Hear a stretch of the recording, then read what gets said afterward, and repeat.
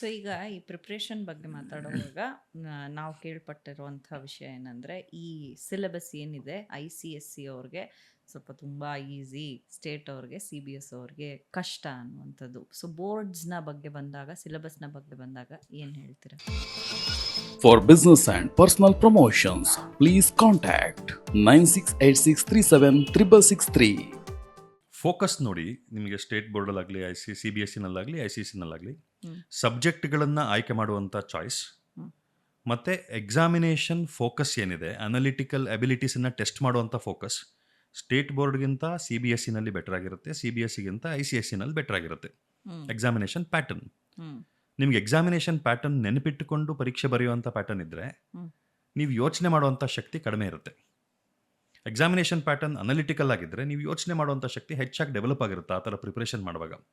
ಹಾಗಾಗಿ ನಿಮಗೆ ಹೊರಗಡೆಯಿಂದ ನೋಡಿದಾಗ ಅಡ್ವಾಂಟೇಜ್ ಇದೆ ಅಂತ ಅನಿಸುತ್ತೆ. ಅಡ್ವಾಂಟೇಜ್ ಖಂಡಿತ ಇದೆ, ಇನಿಷಿಯಲ್ ಅಡ್ವಾಂಟೇಜ್. ಆದರೆ PUC 2 ವರ್ಷ ನಾಟ್ ಎ ಸ್ಮಾಲ್ ಡ್ಯೂರೇಷನ್, ಚಿಕ್ಕ ಡ್ಯೂರೇಷನ್ ಅಲ್ಲ ಅದು. ಆ 2 ವರ್ಷದಲ್ಲಿ ತುಂಬ ಹಿಂದೆ ಇರುವಂಥ ಒಬ್ಬ ಆ್ಯಾವ್ರೇಜ್ ಸ್ಟೂಡೆಂಟ್ ಕೂಡ ಕ್ಯಾಚಪ್ ಮಾಡಿ ಅಲ್ಲಿ ಮುಂದಕ್ಕೂ ಹೊರಟೋಗ್ಬೋದು. ತುಂಬ ಚೆನ್ನಾಗಿದ್ದಾನೆ ಅಂತ ಅನ್ನಿಸ್ತಾ ಇರುವಂಥ ಸ್ಟೂಡೆಂಟು ಕೇರ್ಲೆಸ್ ಆಗಿ ಅವ್ನು ರಿಲ್ಯಾಕ್ಸ್ ಮಾಡಿಕೊಂಡ್ರೆ ಅವನು ಹಿಂದಕ್ಕೂ ಬರ್ಬೋದು. ಸೊ 2 ವರ್ಷ ಈಕ್ವಲೈಸರ್ ಅದು, ಎಲ್ಲರಿಗೂ ಸಮಾನವಾದ ಅವಕಾಶ ಕೊಡುತ್ತೆ. ಶ್ರದ್ಧೆ ಯಾರಿಗಿರುತ್ತೋ, 2 ವರ್ಷ ನಿರಂತರ ಪ್ರಯತ್ನ ಮಾಡುವಂಥ ಸಾಮರ್ಥ್ಯ ಯಾರಿಗಿರುತ್ತೋ ಅಂಥವ್ರಿಗೆ ನೀಟ್ ಸಕ್ಸಸ್ಫುಲ್ ಆಗುತ್ತೆ. ಓಕೆ. ಆ್ಯಂಡ್ ಆಗಲೇ ನಾವು ಮಾತಾಡ್ತಾ ಇದ್ದಂಗೆ ಪ್ರಿಪ್ರೇಷನ್ಸ್ ಅಂತ ಎಲ್ಲ ಬಂದಾಗ ನಾವು ಹೇಳಿದ್ವಿ, ಇಂಜಿನಿಯರಿಂಗಲ್ಲಿ ಕಮ್ಮಿ ಆಗ್ತಾ ಇದೆ, ನೀಟಲ್ಲಿ ಇನ್ಕ್ರೀಸ್, ಅಂದರೆ ಮೆಡಿಕಲ್ ಆಸ್ಪಿರೆಂಟ್ಸ್ ಇನ್ಕ್ರೀಸ್ ಆಗ್ತದೆ. ಇದು ಮೂಲ ಕಾರಣ ಏನಕ್ಕೆ ಅನಿಸುತ್ತೆ?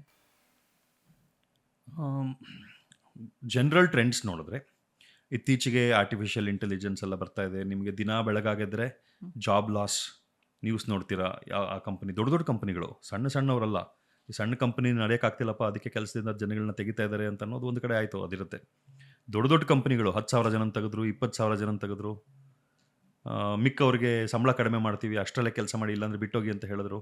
ಈ ಥರ ಸುದ್ದಿಗಳು ಬರ್ತಾ ಇರುವಾಗ ಜನಗಳು ಯೋಚನೆ ಮಾಡ್ತಾರೆ. ಯಾವಾಗಲೂ ಸುಲಭ ಯಾವುದು ಅಂತ ಯೋಚನೆ ಮಾಡ್ತಾರಲ್ಲ, ಸುಲಭವಾಗಿ ಕೆಲಸ ಸಿಗುವಂಥದ್ದಿದ್ರೆ ಅದಕ್ಕೆ ಡಿಮ್ಯಾಂಡ್ ಜಾಸ್ತಿ ಇರುತ್ತೆ ಅಂತ.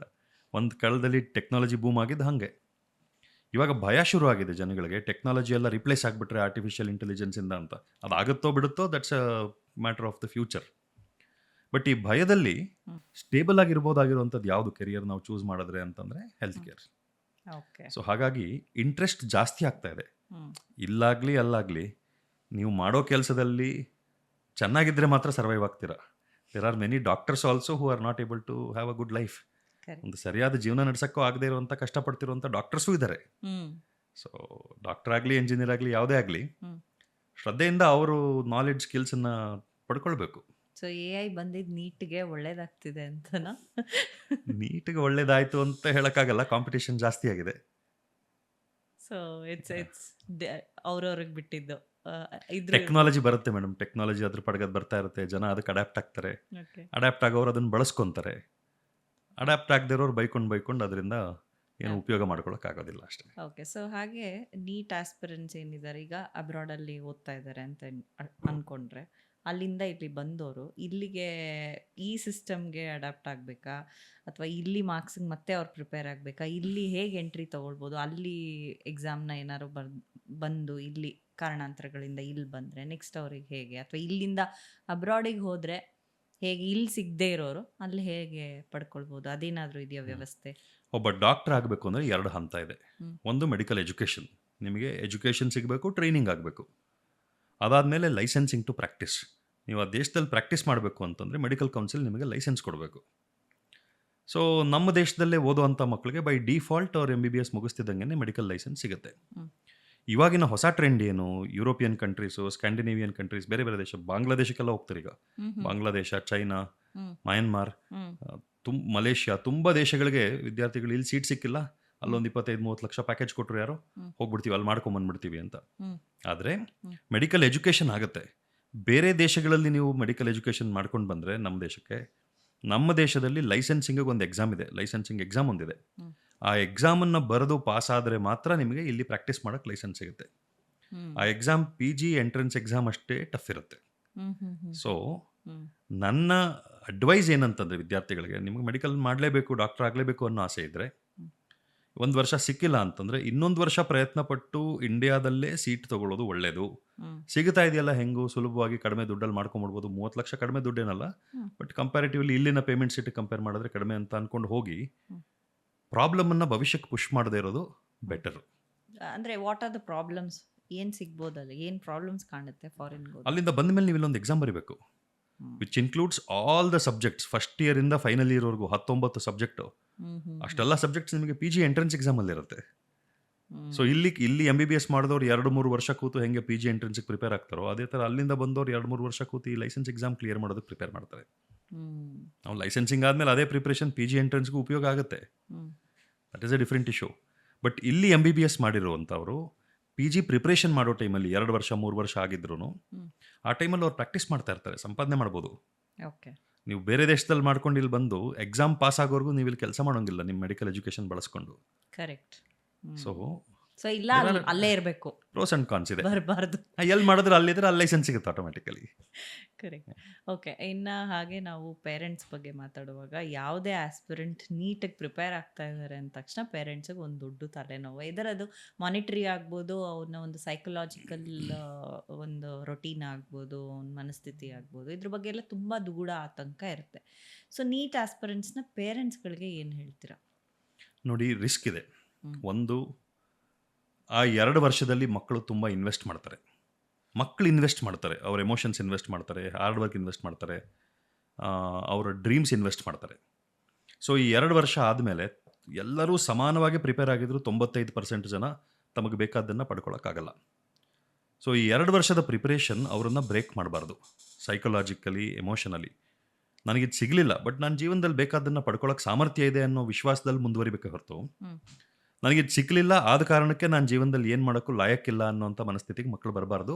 The risk of NEET preparation is that. ತುಂಬ ಜನ ಮಕ್ಕಳು ಆ ಮೈಂಡ್ ಸೆಟ್ಟಿಗೆ ಬರ್ತಾರೆ. ಸೊ ಅದಾದಮೇಲೆ ಇಂಥ ಮಕ್ಕಳು ಯಾವುದನ್ನು ಪ್ರಾಮಾಣಿಕವಾಗಿ ಪ್ರಯತ್ನನೇ ಮಾಡೋದಿಲ್ಲ. ಇದು ಒಂದು ಮಕ್ಕಳ ಕಡೆ ರಿಸ್ಕು. ಇದು this can extend in to ಅವರಲ್ಲಿ ಸೂಸೈಡಲ್ ಟೆಂಡೆನ್ಸೀಸ್ ಬರೋದು, ಅವ್ರು ಸೂಸೈಡ್ ಮಾಡ್ಕೊಳ್ಳೋದು, ಜೀವನದ ಬಗ್ಗೆ ಜಿಗುಪ್ಸೆ ಬರೋದು, ಕಂಪ್ಲೀಟ್ ಪರ್ಸನಾಲಿಟಿ ಚೇಂಜ್ ಆಗಿಬಿಡುತ್ತೆ. ಇದು ಒಂದು ರಿಸ್ಕ್. ಎರಡನೇದು, ಮಗನೋ ಮಗಳೋ ಮೆಡಿಕಲ್ ಎಂಟ್ರೆನ್ಸ್ಗೆ ಪ್ರಿಪೇರ್ ಆಗ್ತಿದ್ದಾರೆ ಅಂತಂದರೆ ಅಪ್ಪ ಅಥವಾ ಅಮ್ಮ ಕೆಲಸ ಬಿಟ್ಟು ಅವ್ರ ಹಿಂದೆ ಕೂತ್ಕೊತಾರೆ. Income loss for the family. ಇಬ್ಬರು ದುಡಿತಾ ಇರ್ತಾರೆ, ಒಬ್ಬರು ಇವನ ಜೊತೆಗೆ ಸಪೋರ್ಟ್ ಮಾಡಬೇಕು ಅಂತ ಕೆಲಸ ಬಿಟ್ಟು ಕೂರ್ತಾರೆ. ಅಲ್ಲಿ ಸ್ಟೇಕ್ಸ್ ನೋಡಿ, ಕೆಲಸ ಬಿಟ್ಟರು 2 ವರ್ಷದ ಇನ್ಕಮ್ ಲಾಸು, 2 ವರ್ಷ ಗ್ಯಾಪ್ ಆದಮೇಲೆ ಕೆಲಸಕ್ಕೆ ಹೋಗಬೇಕು ಅಂತಂದರೆ ಕೆಲಸ ಸಿಗಲ್ಲ. So there is financial instability that comes in which will add on as a stressor in the mind of the child. Student ಮನಸ್ಸಲ್ಲಿ ಅದು ಸ್ಟ್ರೆಸ್ಸು, ನಮ್ಮ ತಂದೆ ತಾಯಿಗೆ ನಾನು ಬರ್ಡನ್ನು, ನನ್ನಿಂದ ಬರ್ಡನ್ನು. ಸೊ ನಾನು ಇದನ್ನು ಮಾಡಿದ್ರೆ ಮಾತ್ರ ಜಸ್ಟಿಫೈ ಆಗುತ್ತೆ. ಇದನ್ನು ನಾನು ಮಾಡಿಲ್ಲ ಅಂತಂದರೆ ನಮ್ಮ ಅಪ್ಪ ಅಮ್ಮಂಗೆ ಮೋಸ ಮಾಡ್ದಂಗೆ ಲೆಕ್ಕ. ಅದನ್ನು ಅಪ್ಪ ಅಮ್ಮನೂ ಹೇಳ್ಬೋದು, ಅವರು ಬಾಯ್ಬಿಟ್ಟು ಹೇಳ್ತಾರೆ. ಬಿಕಾಸ್ ಅವ್ರು ಅದನ್ನೇನು ಇಂಟೆನ್ಷನ್ ಇಲ್ಲ ಅಂದ್ರೂ, ನಾವಿಷ್ಟೆಲ್ಲ ಮಾಡ್ತಿದ್ದೀವಿ, ನೀನು ಮಾಡಿಲ್ಲ ಅಂತಂದ್ರೆ ನೋಡೆಲ್ಲ ವೇಸ್ಟ್ ಆಗಿಬಿಡುತ್ತೆ, ನಾವೆಷ್ಟು ಕಷ್ಟಪಡ್ತಿದ್ದೀವಿ, ಅದೆಲ್ಲ ಸರಿನೇ. ಬಟ್ ಅದು ಮಕ್ಕಳ ಮನಸ್ಸಿನ ಮೇಲೆ ಯಾವ ಥರ ಪರಿಣಾಮ ಆಗುತ್ತೆ ಅದು ಒಂದು. ಸೊ ಬೇಡದೇ ಇರೋಂಥ ಎಷ್ಟೋ ವಿಷಯಗಳು ತಲೆಯಲ್ಲಿ ತುಂಬಿಕೊಂಡು ಅನ್ವಾಂಟೆಡ್ ಕಾಂಪ್ಲಿಕೇಶನ್ಸನ್ನು ಕ್ರಿಯೇಟ್ ಮಾಡುತ್ತೆ. ನನ್ನ ಅಡ್ವೈಸ್ ಏನು, ಟೇಕ್ ಇಟ್ ಈಸಿ, ಪ್ರಿಪ್ರೇಷನ್ ಸರಿಯಾಗಿ ಮಾಡಿ. ಅದನ್ನು ಬೇಕೇ ಬೇಕು, ಅದಾದ್ರೇ ಜೀವನ, ಇಲ್ಲ ಅಂದರೆ ಜೀವನ ಇಲ್ಲ, ಆ ಥರ ಮನಸ್ಥಿತಿ ಬೇಡ. ಪ್ರಯತ್ನ ಪ್ರಾಮಾಣಿಕವಾಗಿರಲಿ, 2 ವರ್ಷದ ಪ್ರಯತ್ನ ಪ್ರಾಮಾಣಿಕವಾಗಿರಲಿ, ಸಿನ್ಸಿಯರ್ ಆಗಿರಲಿ. ಸಿಕ್ಕಿಲ್ಲ ಅಂತಂದರೆ ಆ ಪ್ರಯತ್ನದಲ್ಲಿ ನಾವು ಬದಲಾಗಿದ್ದೀವಿ, ನಾವು ಶಕ್ತಿಯುತವಾಗಿದ್ದೀವಿ, ನಾವೊಂದು ಸ್ವಲ್ಪ ಸಾಮರ್ಥ್ಯ ಪಡ್ಕೊಂಡಿದ್ದೀವಿ ಅಂತ ಅಂದ್ಕೊಂಡು ಇನ್ನೊಂದು ವರ್ಷ ಪ್ರಯತ್ನ ಮಾಡಬೇಕಾ ಮಾಡಿ. ಇಲ್ಲ ಅಂದರೆ ನಿಮ್ಗೆ ಏನು ಸರಿ ಅನ್ಸುತ್ತೆ ಮಾಡಿ. Don't attach too much importance to anything beyond life. ಜೀವನಕ್ಕಿಂತ ಮುಖ್ಯ ಇದು ಅಂತ ಅಟ್ಯಾಚ್ಮೆಂಟ್ ಇರಬಾರ್ದು, ಅಟ್ಯಾಚ್ಮೆಂಟ್ ಫಿಕ್ಸ್ ಮಾಡಬಾರ್ದು, ಇಂಪಾರ್ಟೆನ್ಸ್ ಫಿಕ್ಸ್ ಮಾಡಬಾರ್ದು, ಎಲ್ಲವೂ ಹಾಳಾಗೋಗುತ್ತೆ. ಆ್ಯಂಡ್ ಆಲ್ಸೋ ಈಗ ನೀವು ಹೇಳಿದ್ರಿ ಸಿಕ್ಕಲಿಲ್ಲ ಅಂದರೆ, ಈಗ ನೀಟ್ ಸಿಕ್ಕಿಲ್ಲ ಅಂದರೆ ಏನು ಮಾಡಬೇಕು? ಏನಿಲ್ಲ, ಬೇಕಾದಷ್ಟು ಆಪ್ಷನ್ಸ್ ಇದೆ. ಹೆಲ್ತ್ ಕೇರಲ್ಲೇ ಹೋಗಬೇಕು. ಈಗ ನೋಡಿ, ಒಂದು ನಾನು ಡಾಕ್ಟ್ರೇ ಆಗಬೇಕು ಅಂತ ಅಂದ್ಕೊಳ್ಳೋ ವಿದ್ಯಾರ್ಥಿಗಳು ಇನ್ನೊಂದು ಪ್ರಯತ್ನ ಮಾಡ್ಬೋದು. ಇವಾಗ ಅದು ಅಕ್ಸೆಪ್ಟೆಡ್. ಸೊ PUC ಮುಗೀತು, ಫಸ್ಟ್ ಅಟೆಂಪ್ಟಲ್ಲಿ ಸಿಗಲಿಲ್ಲ, ಇನ್ನೊಂದು ಅಟೆಂಪ್ಟ್ ತೊಗೊಳ್ತೀನಿ ಅಂತ ಲಾಂಗ್ ಟರ್ಮ್ ಪ್ರಿಪ್ರೇಷನ್ ಮಾಡ್ಬೋದು. ಹೌದು. ಬೇಡಪ್ಪ, ನನಗೆ ಮತ್ತೆ 1 ವರ್ಷ ಕೂತು ಪ್ರಿಪೇರ್ ಮಾಡೋಕ್ಕೆ ಇಂಟ್ರೆಸ್ಟ್ ಇಲ್ಲ, I don't want to do that ಅಂತಂದರೆ ಅಲೈಡ್ ಹೆಲ್ತ್ ಸೈನ್ಸಸ್ ಇದೆ, ನರ್ಸಿಂಗ್ ಇದೆ, ಫಿಸಿಯೋಥೆರಪಿ ಇದೆ, ಫಾರ್ಮಸ್ಯೂಟಿಕಲ್ ಸೈನ್ಸಸ್ ಇದೆ. CET ಬರೆದಿರ್ತಾರೆ, ಸೊ ಫಾರ್ಮಸಿಗೆ ಹೋಗ್ಬೋದು. ಅಲೈಡ್ ಹೆಲ್ತ್ ಸೈನ್ಸಸ್ ಇದೆ. So there are so many branches of health care which they can choose. Health care ಒಳಗಡೆನೇ ಇರಬೇಕು ಅಂತಾದರೆ. ಬಟ್ ಅದರಲ್ಲಿ ಸ್ಕೋಪ್ ಸರ್ ಇದೆ ಮೇಡಮ್. ಸ್ಪೋರ್ಟ್ಸ್ ಮೆಡಿಸಿನ್ ಎಷ್ಟು ಸ್ಕೋಪ್ ಇದೆ, ಫಿಸಿಯೋಥೆರಪಿಸ್ಟ್ಸು ಬೇಕಾದಷ್ಟು ಇದೆ.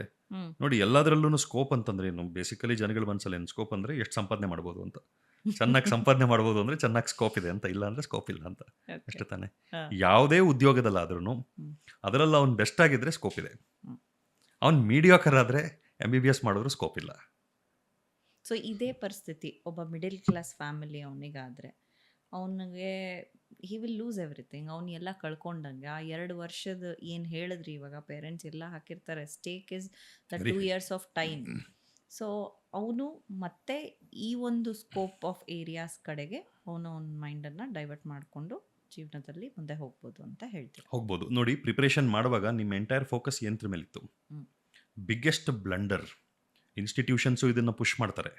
ನೀನು ಏನು ಮಾಡಬಾರ್ದು 2 ವರ್ಷ, ಬರೀ ಓದು ಓದು ಓದು ಓದು, ಇದು 2 ವರ್ಷ ಟರ್ನಿಂಗ್ ಪಾಯಿಂಟು, ಬೇಡದೇ ಇರೋ ಡ್ರಾಮಾ ಆಗುತ್ತೆ ಇದ್ರ ಸುತ್ತ. ಹ್ಮ್. ಓಕೆ, ಸೊ 2 ವರ್ಷ ಎಲ್ಲದನ್ನ ಕಾಂಪ್ರಮೈಸ್ ಮಾಡಿ ಓದಬೇಡಿ. ನಿಮ್ದು ಇದು 16ರಿಂದ 18 ವಯಸ್ಸು. ಹ್ಮ್. ಶರೀರದ ಬಗ್ಗೆ ಗಮನ ಕೊಡಿ, ಎಕ್ಸಸೈಸ್ ಮಾಡಿ, ಯೋಗ ಮಾಡಿ, ಸ್ವಲ್ಪ ಆಟ ಆಡಿ, ಶರೀರ ಫಿಟ್ಟಾಗಿ ಇಟ್ಕೊಳ್ಳಿ. That will help you. ಆಹಾರದ ಬಗ್ಗೆ ಗಮನ ಕೊಡಿ. ಆರೋಗ್ಯ ಚೆನ್ನಾಗಿದ್ರೆ ಜೀವನ ಚೆನ್ನಾಗಿರುತ್ತೆ. ಹ್ಮ್. ಆಹಾರ, ನಿದ್ದೆ, ಆಟ, ವ್ಯಾಯಾಮ ಎಲ್ಲದನ್ನ ಕಾಂಪ್ರಮೈಸ್ ಮಾಡಿದ್ರೆ ಹ್ಮ್. ತುಂಬ ಕೆಲಸ ಮಾಡಿರೋ ಥರ ಅನಿಸುತ್ತೆ, ಹ್ಮ್. ಬಟ್ ಪ್ರಯೋಜನ ಏನಾಗೋದಿಲ್ಲ.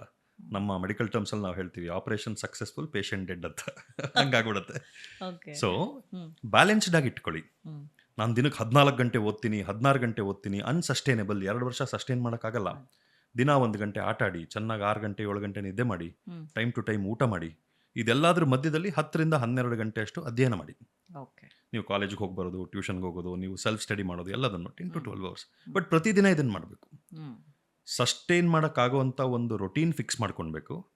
ಆ ರೊಟೀನನ್ನು ನೀವು ಸಸ್ಟೈನೇಬಲ್ ಆಗಿ ಫಾಲೋ ಮಾಡ್ತಿರಲ್ಲ, ಹ್ಮ್. ಅದೇ ನಿಮ್ಮ ಪ್ರೈಮರಿ ಲಾಭ. ಓಕೆ. ಯಾಕಂದರೆ ಜೀವನದಲ್ಲಿ ಸಕ್ಸಸ್ ಸಿಗೋದು ಯಾರು ನಿರಂತರವಾಗಿ ಒಂದೇ ಕೆಲಸನ ಮತ್ತೆ ಮತ್ತೆ ಮತ್ತೆ ಮತ್ತೆ ಮಾಡೋಕ್ಕೆ ಶಕ್ತಿ ಇದೆಯೋ ಅಂಥವ್ರಿಗೆ ಸಕ್ಸಸ್ ಸಿಗುತ್ತೆ ಏನು ಮಾಡಿದ್ರು. ಓಕೆ. ಸೊ ಈ 2 ವರ್ಷದಲ್ಲಿ ನೀಟ್ ಸಕ್ಸಸ್ಫುಲ್ ಆಗಿಲ್ಲ, ಮೆಡಿಕಲ್ ಸೀಟ್ ಸಿಕ್ಕಿಲ್ಲ ಅಂದ್ರೂ ಈ ಕ್ವಾಲಿಟೀಸ್ ಡೆವಲಪ್ ಮಾಡ್ಕೊಳ್ಬೋದಲ್ಲ. ಹೌದು. So it should be skill ಬಂದ್ಬಿಟ್ಟಿರುತ್ತೆ, ಸಾಫ್ಟ್ ಸ್ಕಿಲ್ ಡೆವಲಪ್ಮೆಂಟ್ ಇಟ್ ಮಾಡ್ಕೊಂಡು. Should be a project of 2 years ಹ್ಮ್.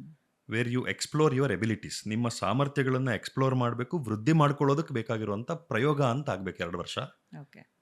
ಆ ಪ್ರಯೋಗಕ್ಕೆ ಫೋಕಸ್ ನೀಟ್. ಹ್ಮ್. ಸಕ್ಸಸ್ ಆದರೆ ಬೋನಸ್ಸು, ಹ್ಮ್. ಇಲ್ಲ ಅಂದರೆ ಕಳ್ಕೊಂಡಿದ್ದೇನಿಲ್ಲ.